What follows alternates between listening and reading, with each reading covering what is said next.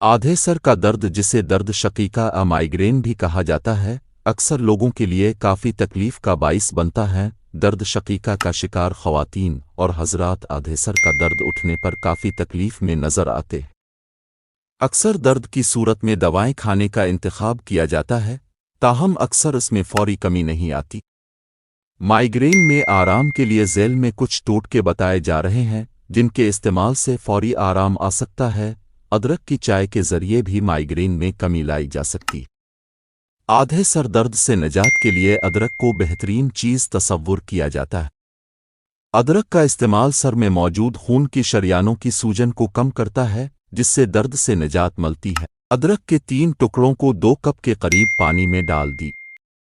इस पानी को आधे घंटे तक ढक कर रखें, फिर उसे चाय की शक्ल में तैयार करके इस्तेमाल कर लें। अगर माइग्रेन से फौरी आराम चाहते हैं तो ये टोटका भी फ़ायदेमंद हो सकता। किसी बर्तन में पानी लेकर इसमें मस्टर्ड पाउडर मिलाएं और अपने दोनों पैर इस पानी में डुबो लें। पाँव में जो खून गर्दिश कर रहा होता है वो अक्सर सर की शरियानों में खून का बहाव कम करने का सबब बनता है। नीम गर्म पानी में मस्टर्ड पाउडर डालकर आधे घंटे अपने पाँव इस पानी में डुबो दें ताकि खून की गर्दिश मामूल पर आए।